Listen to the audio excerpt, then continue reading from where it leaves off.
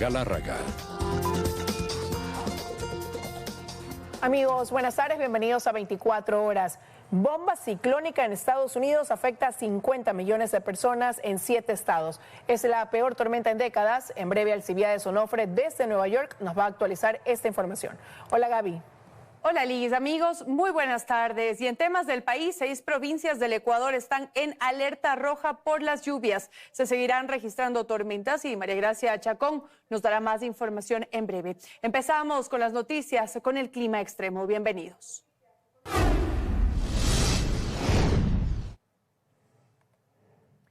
Al menos 2 personas perdieron la vida por el paso de la tormenta Hernando en Estados Unidos. Los estados de Nueva York y Long Island permanecen bajo emergencia. Nos vamos a contactar con Alcibiades Onofre para tener más información. Hola, Alcibiades.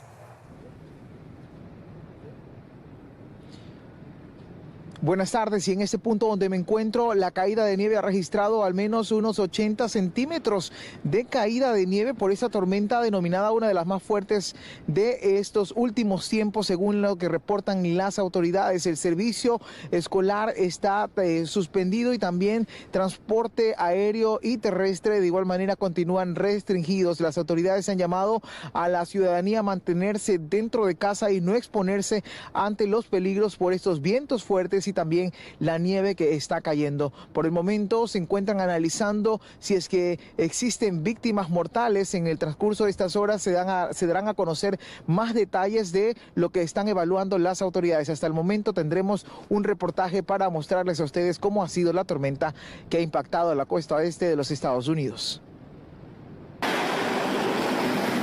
Estados Unidos amaneció paralizado bajo una de las tormentas invernales más intensas de las últimas décadas. Más de 23 centímetros de nieve cubren Manhattan y Brooklyn, mientras ráfagas de viento de hasta 112 kilómetros por hora y temperaturas de menos 2 grados Celsius convierten las calles de varios estados en un escenario de ventisca y hielo. Cerca de 50 millones de personas están bajo amenaza de esta bomba ciclónica en la costa este del país. En Nueva York, el alcalde Zoran Mamdani declaró el estado de emergencia y ordenó el cierre total de calles, vías y autopistas. Debido a estos factores, declaramos el estado de emergencia e implementamos una prohibición de viajes. Pedimos a los neoyorquinos que eviten todos los viajes no esenciales. Solo trabajadores esenciales y emergencias pueden circular. Las escuelas públicas cerraron y se habilitaron refugios con calefacción en los 5 distritos. Pero la tormenta no solo golpea a esa ciudad. Desde Washington hasta Maine, decenas de millones de personas están bajo alerta. En Nueva Jersey, la gobernadora también declaró emergencia estatal. Más de 119,000 hogares permanecen sin electricidad. Y el impacto del frío también se siente en el aire. Más de 18,000 vuelos cancelados en toda la región. Trenes y autobuses funcionan con horarios restringidos, mientras las autoridades advierten multas para quienes incumplan la prohibición. Sabía que iba a nevar un poco, pero no pensé que sería tanto. Pero en medio del caos, hay quienes ven belleza. Me gusta, digamos que para nosotros los turistas es una experiencia nueva. El servicio meteorológico advierte que podrían acumularse hasta 60 centímetros de nieve en algunas zonas. Las autoridades piden abastecerse y quedarse en casa. Hoy, varios estados del este resisten en silencio. Mateo Paredes, Teleamazonas.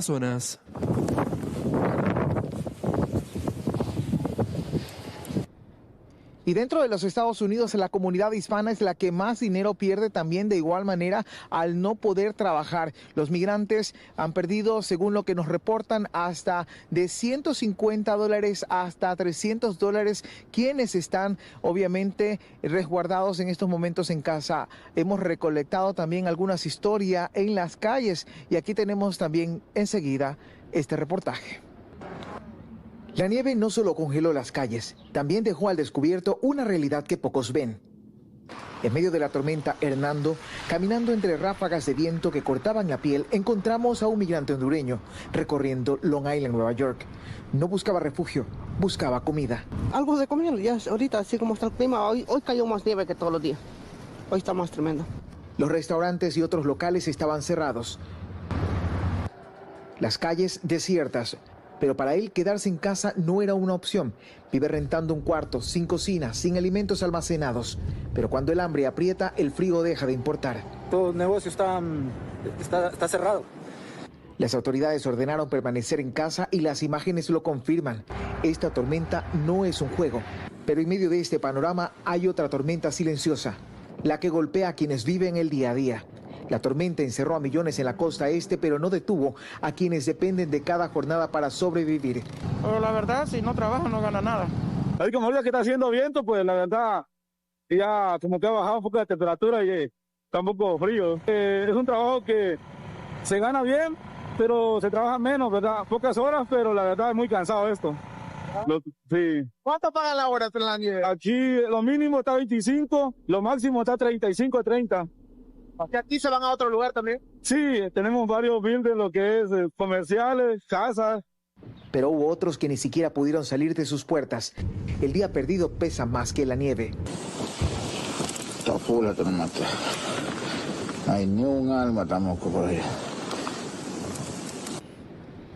La tormenta Hernando sigue siendo crítica aquí en la costa este de los Estados Unidos y por lo tanto las autoridades han manifestado que a partir de las 4 de la tarde dejará de caer nieve en esta zona. Tras su paso también se analizarán las posibles víctimas que deja y el perjuicio material de esta última tormenta catalogada como una de las más fuertes en años. Hasta aquí nuestro informe, seguimos con más en 24 horas. Gracias, Alcibiades, por tu reporte desde la ciudad de Nueva York. Y esta semana continuarán las precipitaciones a escala nacional. El Instituto de Hidrología y Meteorología mantiene la alerta por lluvias y tormentas hasta este miércoles. María Gracia Chacón nos detalla cómo estará el clima y los impactos del fuerte temporal. Adelante. Buenas tardes, así es. El Instituto Nacional de Meteorología e Hidrología mantiene una alerta vigente por lluvias y tormentas. Para esta semana se prevén precipitaciones, sobre todo para la región costa. Podemos observar que en el mapa la zona está en rojo. Específicamente habrá lluvias en Manabí, Guayas, Santa Elena, El Oro y Los Ríos. En la sierra se pronostica que los días sean fríos y nublados por las mañanas y en la tarde se registren precipitaciones, así hasta el miércoles. A partir del jueves se prevé altos niveles de radiación. En la Amazonía se pronostican niveles normales de lluvia propios de la región y en Galápagos lluvias en la zona sur. En el siguiente reportaje le damos detalles acerca de los eventos adversos que se han producido por las lluvias a partir del 20 de febrero. Veamos.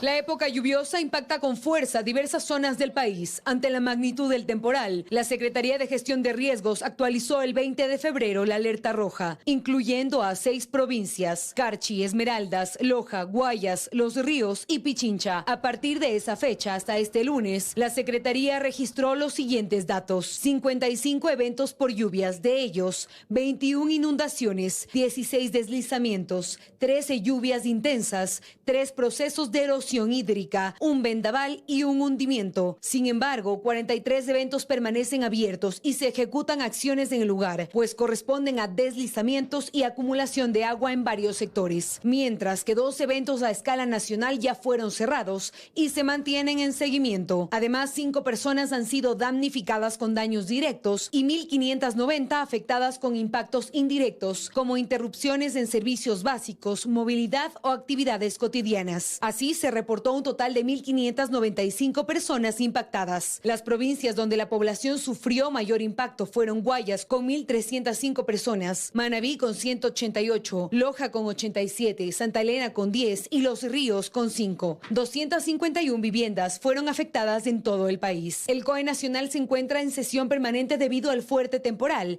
y dispuso al Instituto Nacional de Meteorología e Hidrología INAMI emitir las alertas para las debidas medidas de prevención. Mientras, declaró en alerta naranja a Azuay, Bolívar, Cañar, Chimborazo, Cotopaxi, El Oro, Imbabura, Manabí, Morona, Santiago, Napo, Orellana, Santa Elena, Santo Domingo de los Áchilas, Sucumbíos y Zamora Chinchipe. Así también la Secretaría Nacional de Gestión de Riesgos ha declarado en alerta amarilla a la provincia de Pastaza y también Tungurahua. Esa es la información que le tenemos a esta hora de la tarde. Regresamos con ustedes a estudios. Una buena tarde también para ti, María Gracia.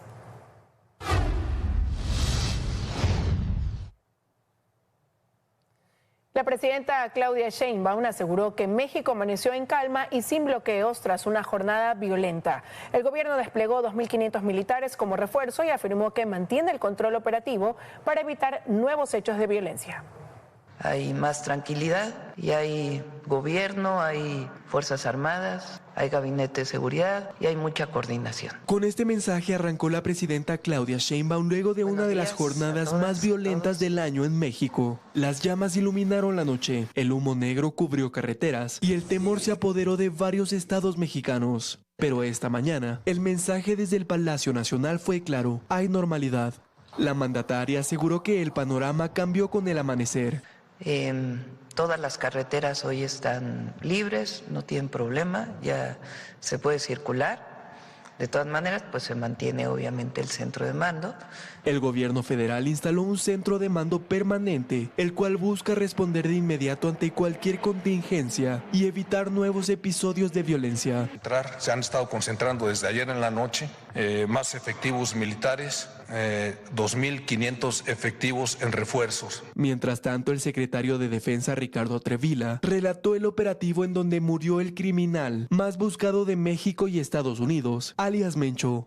El 20 de febrero, mediante trabajos de inteligencia militar central, se ubicó a un hombre de confianza de una de las parejas sentimentales del Mencho. El Mencho fue hallado herido entre arbustos junto a 2 escoltas. Los 3 perdieron la vida mientras eran trasladados a Ciudad de México. Fallecen allí en total 8 delincuentes. Se aseguraron 7 armas largas, 2 lanzacohetes, 8 vehículos se aseguraron también, 2 racers, cartuchos y cargadores. El Mencho y su círculo cercano emprendieron la huida y se internaron en una zona boscosa. Mientras el país retoma actividades y las carreteras vuelven a la normalidad, el gobierno asegura que mantiene control operativo y vigilancia estratégica en las zonas afectadas. Mateo Paredes, Teleamazonas. Y la muerte de alias del Mencho también enciende alertas en Ecuador. Informes de seguridad advierten que redes vinculadas al cártel Jalisco Nueva Generación buscaban operar en el país mediante bandas locales. Además, existirían conexiones con operadores judiciales, policía y figuras de poder.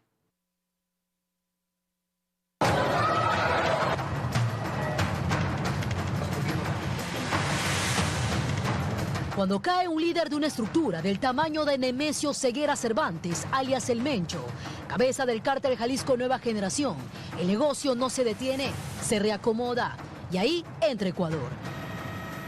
Según información de seguridad, por lo menos 17 años han tenido conexiones con Ecuador.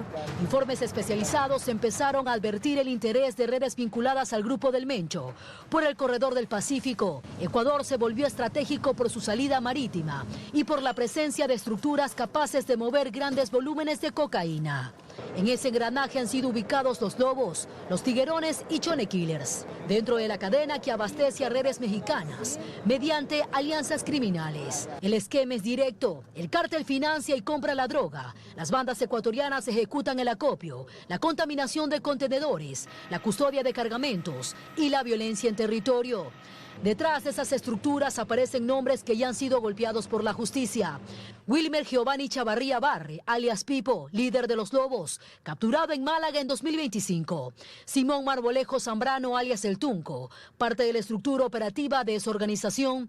Y William Joffre Alcíbar Bautista, alias Negro Willy, vinculado a la cúpula de los Tiguerones. Cartel, el liderazgo no es igual a la organización. La organización delinque de forma horizontal, cada uno tiene un liderazgo, él llevaba netamente su nombre y eso también lo vimos aquí. Pero la alerta más sensible no está solo en las armas ni en la droga, está en las conexiones. El caso de Leandro Norero, alias El Patrón, asesinado en la cárcel de La Tacunga, dejó al descubierto la profundidad de estas redes en Ecuador. Pablito, el patrón, como me dice. Los expedientes judiciales mostraron que su estructura movía dinero del narcotráfico, mientras mantenía contactos con operadores judiciales, policías en servicio activo y actores del ámbito político dentro de un entramado que buscaba sostener y proteger el negocio. Entonces esto es un hecho cierto de que efectivamente el crimen organizado tiene esa necesidad de captación de personas que les pueda servir para el tema de sus intereses, ¿no? Por eso, tras los movimientos que sacude el entorno de Mencho en México, en Ecuador la atención está puesta no solo en las bandas armadas, sino en las redes de apoyo que permiten que el negocio funcione. Catalina García, Teleamazonas. Luego de los hechos registrados en Guadalajara, hay expectativa por lo que pueda suceder con las sedes mundialistas en México. Y para hablar de esto, ya está con nosotros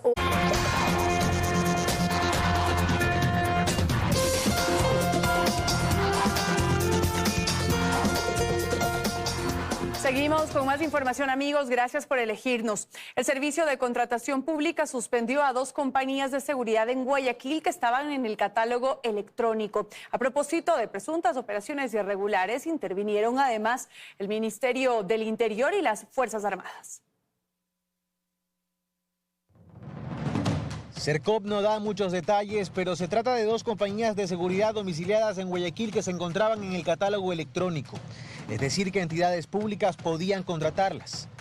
Ya no será posible, pues la entidad las suspendió, y así lo informaron en un comunicado. Ocurrió el 19 y 20 de febrero pasado.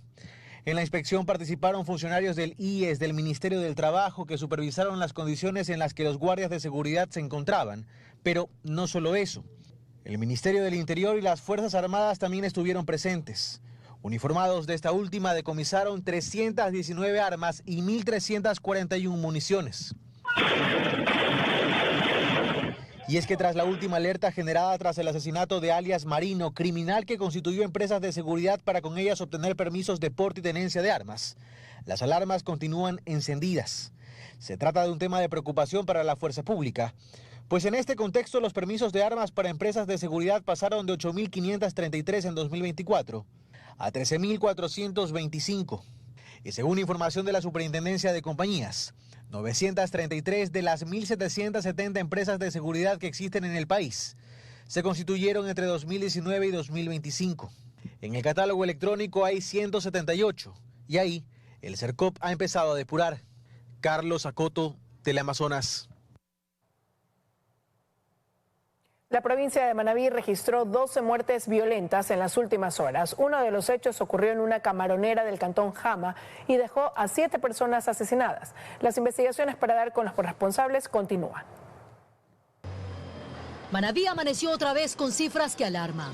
Al menos 12 personas fueron asesinadas en distintos ataques armados, registrados la madrugada de este lunes. El episodio más sangriento ocurrió en el cantón Jama, donde 2 hombres armados abrieron fuego y dejaron 7 personas asesinadas. El ataque obligó a un fuerte despliegue policial en la zona para levantar indicios y recabar versiones. Pero la violencia no quedó concentrada en un solo punto. La madrugada siguió marcada por hechos letales en otros sectores de la provincia. En la vía Canoa-Jama, 2 personas más fueron asesinadas, reflejando la forma en que operan estas estructuras criminales. Todo ocurre pese a que Manabí permanece bajo estado de excepción, una medida que busca contener la escala criminal, pero que enfrenta serios desafíos en territorio. Con esta nueva matanza ya son 7 las masacres registradas en la provincia en lo que va de 2026. En medio de la fragmentación de disputa entre grupos delictivos, las unidades investigativas continúan levantando información para determinar responsabilidades. Catalina García, Teleamazonas. Y la licencia del alcalde de Guayaquil, Aquiles Álvarez, está a horas de caducar. Desde su detención, el Cabildo enfrenta a posibles cambios de directores y hay funcionarios municipales en vilo. Nuestra compañera Astrid Singre tiene todos los detalles hasta ahora. Hola, Astrid, adelante. ¿Qué tal? Buenas tardes. En efecto, son momentos claves los que vive el municipio de Guayaquil, pero también la ciudad, sobre todo porque estamos a pocas horas de que caduque la licencia que pidió el alcalde Aquiles Álvarez días antes de ser detenido por el caso Goleada. Vale indicar que justamente esta licencia que inició el 10 de febrero termina el 24 de febrero del 2026 a las 5 de la tarde. Y de ahí que aumenta la incertidumbre, pues funcionarios de este municipio señalan que ya han vivido más de 13 días bajo inquietudes de cómo se va a reconfigurar el Palacio Municipal. Esto porque ya ven renuncias de algunos funcionarios y se anuncian también posibles cambios. Nosotros sobre este tema hemos preparado el siguiente reportaje. Veamos. Con más de 13 días bajo incertidumbre, así afirman estar los funcionarios del municipio de Guayaquil, quienes prefieren no hablar en cámaras. En los bajos del Cabildo, hasta donde se nos permite avanzar, las actividades parecen no haberse detenido. Sin embargo, los cambios y las renuncias de los últimos días ya generan inquietud. Pues la detención del alcalde de Guayaquil, Aquiles Álvarez, no solamente ha generado un impacto en lo político, sino también en lo administrativo.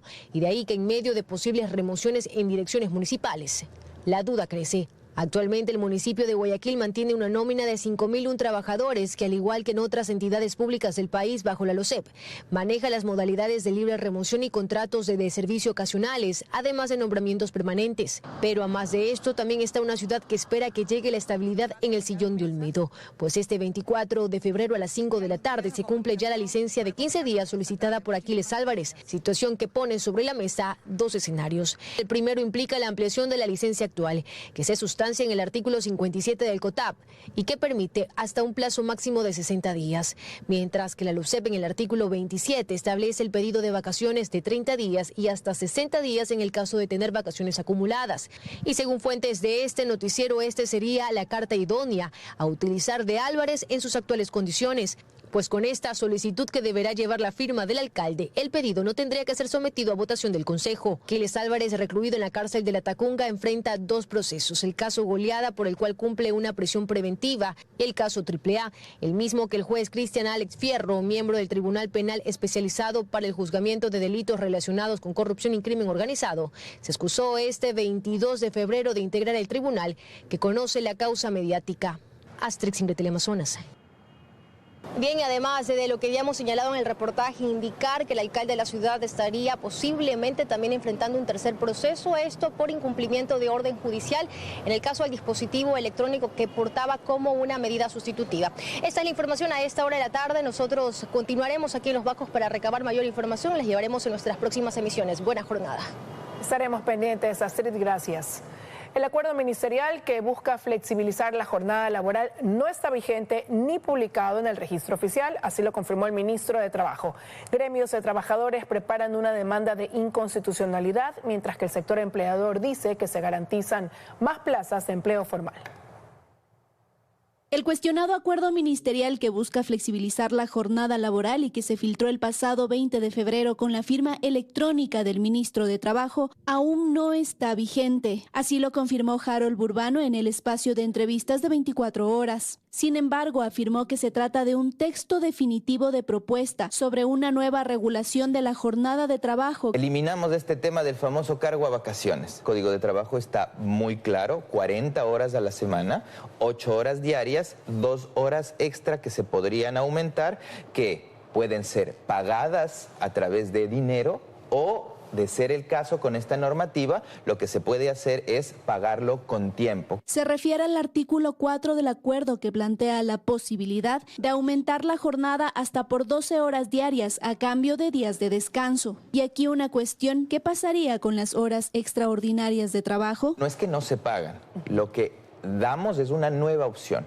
de que esas horas puedan ser compensadas con tiempo de descanso. El tema de las 12 horas es exclusivamente para aquella excepcionalidad que existe con el sector de los transportistas. Ahí se disminuye el ingreso que por horas extras podría tener el trabajador. Por horas extras hay un promedio del 30% que recibirían los trabajadores. Ese 30% que le significa un ingreso adicional a su salario perdería. Y por tanto hay otra doble afectación, que es al Seguro Social, porque ese 30% ya no reflejaría en los aportes del Seguro Social. No se trata aquí de una precarización, porque para eso hay controles. Si yo, como empleador, yo necesito que una persona trabaje las 12 horas sin que sobrepase las 40 horas laborables que indica la Constitución. Después de eso, tiene que recibir una compensación por horas extras o días de descanso. Navarro agrega que la propuesta crearía incluso más empleo formal. En manufacturas, en industrias, en pequeñas industrias, en turismo, en diferentes sectores. Por ahora el acuerdo ministerial sigue en discusión, mientras sectores sindicales anuncian que presentarán una nueva demanda de inconstitucionalidad que se suma a la impuesta por el Observatorio de la Política Laboral. María Fernanda Utreras, Teleamazonas. Y atención, porque la ley que regula los gastos de los gobiernos autónomos descentralizados ya está en vigencia. Este lunes fue publicada en registro oficial. Analistas explican que la norma no pone en riesgo proyectos sociales, mientras que autoridades locales piden una modulación. ya está en registro oficial. Este lunes fue publicada la ley que reforma el Código Orgánico de Organización Territorial para la sostenibilidad y eficiencia del gasto de los gobiernos autónomos descentralizados, y con ello entró en vigencia. Aunque la norma contempla una distribución de los recursos que ya era recogida por el COTAD desde hace 15 años, es decir, 70% del presupuesto asignado debe destinarse a gasto de inversión y 30% a gasto corriente, eso no se cumplía. Ahora la ley plantea sanciones. Ya no va a tener el 21% de los ingresos nacionales tributarios, sino solo el 15%. Y de las regalías petroleras ya no va a recibir el 10%, sino el 5%. No solamente se pretende regular los ingresos que recibimos a través del modelo de equidad territorial, sino nuestros propios ingresos corrientes, tributos, tasas. Uno de los principales cuestionamientos de las autoridades locales tiene que ver con qué se considera gasto de inversión. Según la ley, el gasto de inversión es entendido como aquel destinado a insumos para la generación, ampliación, rehabilitación, mantenimiento o reposición de infraestructura pública, activos físicos, equipamiento y bienes de capital, así como la provisión de bienes y servicios públicos cuya ejecución se materializa en productos, obras o resultados físicos identificables. Nosotros tenemos equipos camineros que los administramos con nuestro equipo técnico y que ese presupuesto de personal de inversión hoy debe ser excluido, así como las transferencias en convenios para, sobre todo, proyectos sociales. Gasto social está vinculado a arte, deporte, cultura, ciencia, tecnología, robótica, o fiestas, bares, kermeses y algazaras.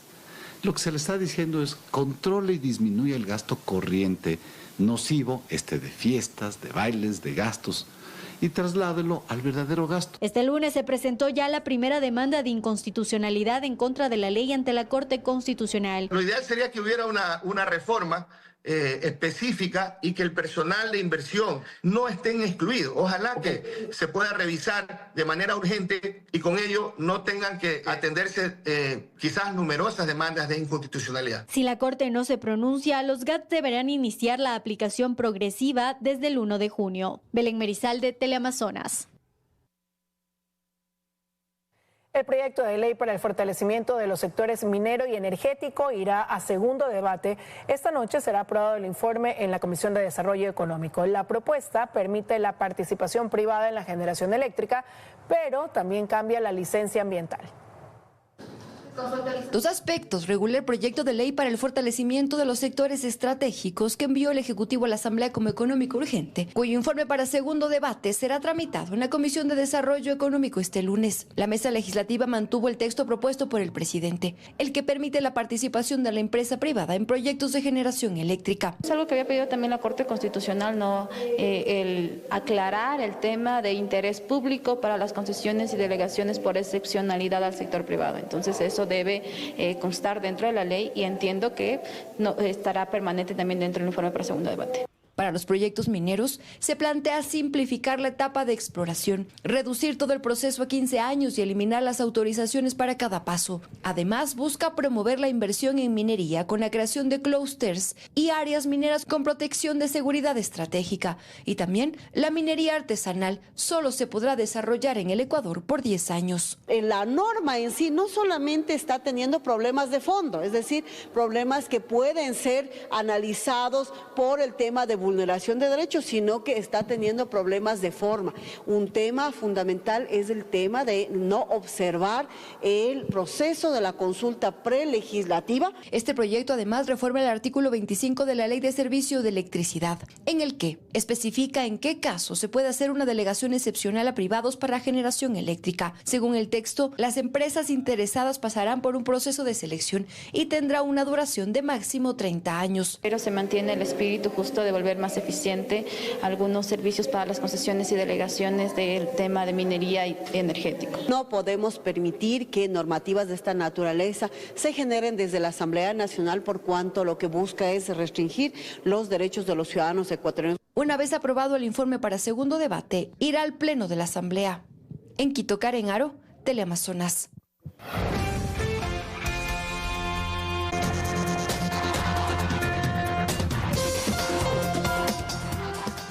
Seguimos Seguimos con más amigos. El presidente Daniel Noboa participó de la entrega de viviendas del programa Miti Miti en Guayas. Desde la parroquia La Aurora, Erika Vera nos tiene más detalles. Adelante, Erika.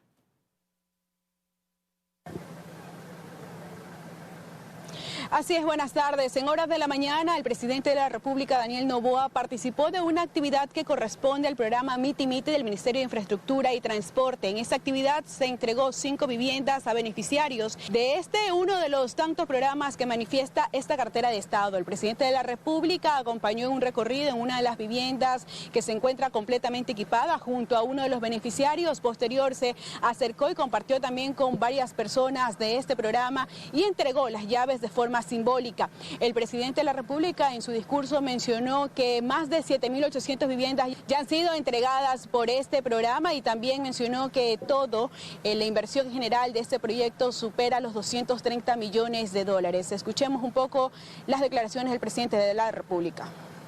Este enfoque de construcción y de desarrollo va a generar mucho empleo. Estamos estimando que generaremos más de 60.000 empleos directos solo en construcción. Y principalmente eso será en 5 provincias y una de esas provincias es Guayas.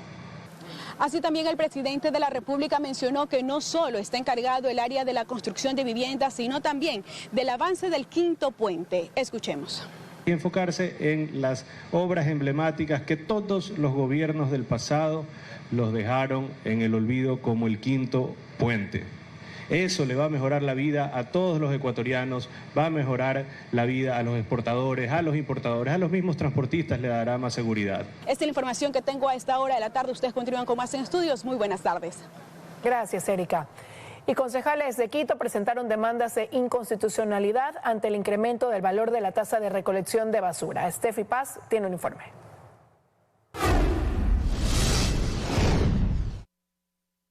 Son 2 demandas de inconstitucionalidad las que fueron presentadas. La una por el concejal Wilson Merino, quien lo hizo acompañado de representantes de diversos barrios de Quito, afectados por el incremento de la tasa de recolección de basura, que ahora se cobra a través de la planilla de agua potable. Escuchemos lo que dijo. Y el no pagar la tasa de recolección de la basura implica inmediatamente la suspensión del servicio de agua potable.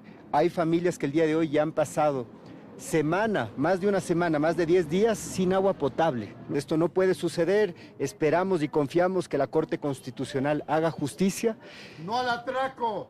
Y que la fórmula mal hecha, mal diseñada por parte del Consejo Metropolitano sea revisada. Asimismo, el concejal Michael Aulestia presentó otra demanda en la Corte Constitucional ante lo que calificó como un cobro abusivo de la tasa. Lo que le he pedido a la Corte es que se revise la inconstitucionalidad de esta ordenanza en virtud de que se está castigando a los abonados de la empresa de agua potable al cobrarles una tasa de recolección de basura completamente desproporcionada. También le he pedido a la Corte Constitucional que mientras se tramita la constitucionalidad o no de esta ordenanza, suspenda provisionalmente el cobro. Durante el informe semanal de actividades, el alcalde de Quito, Pavel Muñoz, cuestionó a ambos ediles y los tachó incluso de irresponsables, ya que tras el inicio de estos procesos se podría incluso suspender el cobro de este valor.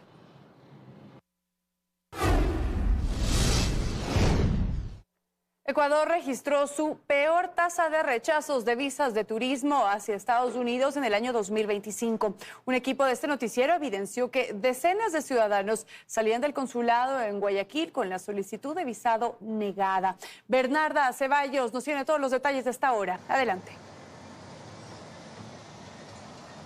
Compañeras, ¿qué tal? Muy buenas tardes. Sí, la tasa de rechazo de visa de turismo de ecuatorianos hacia Estados Unidos se incrementó del 15% en 2021 a más del 40% en 2025.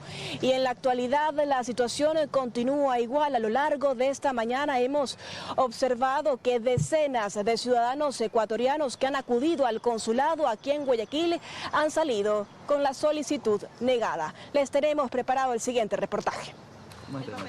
Con este aviso de color amarillo que informa que la solicitud de visa fue negada, Steven Saltos salió la mañana de este lunes del consulado de Estados Unidos en Guayaquil. Saltos nos comentó que se presentó solo ante el cónsul y que esta fue su primera vez aplicando a la visa de turismo americana. Claro, la mayoría de personas que, bueno, yo estuve adentro y todo, me he dado cuenta de que en realidad no le estaban dando. Iba más por conocer, por turismo. Por turismo, sí. Durante nuestra permanencia en los exteriores del Consulado de Estados Unidos, constatamos que en apenas 2 horas a decenas de ecuatorianos les negaron la visa de turismo. Elizabeth, por ejemplo, sacó la cita desde octubre del año pasado. Ella también se presentó por primera vez junto a su hijo menor de edad. Sí, claro, ya tenía todos los requisitos, más que nada, para poder viajar, la solvencia económica también, pero bueno, igual era solo un viaje de vacaciones nada más. Y así las historias de ecuatorianos a quienes les niegan la visa de turismo americana se repiten una y otra vez. No, solo me hicieron unas preguntas y de una la visa negada. ¿Y cuál era de pronto el motivo para irse a Estados Unidos, turismo? Sí, a ver el Mundial 2026. O sea que le negaron porque, no sé, o sea, no están dando el visado. En 2021, la tasa de rechazo para la visa de turismo de ecuatorianos hacia Estados Unidos era del 15%. En 2025 incrementó al 42%. Así lo detalla este último informe del Departamento de Estado de ese país. Este se considera el porcentaje de negación más alto de los últimos años. Inclusive supera el rechazo del 40% alcanzado en 2008. Durante nuestro recorrido por los exteriores del consulado en Guayaquil, también nos encontramos con ecuatorianos a quienes sí les dieron la visa. Algunos se presentaban por primera vez, mientras que a otros les tocaba renovación. Sí, primera vez, a Orlando, a los parques. Es la primera vez que renuevo, correcto. Sí, se me dieron. Estados Unidos aún no publica la cifra de visas otorgadas a nivel mundial en 2025. Y sí, el incremento de la tasa de rechazo de visas de ecuatorianos hacia Estados Unidos ubica a Ecuador en un listado de 30 naciones con más solicitudes negadas. Esa es la información hasta este momento de la tarde. Ustedes continúan con más desde estudio. Muy buenas tardes. Una buena tarde también para ti, Bernarda. Gracias. Con esta información vamos a ir a una pausa y ya regresamos con más.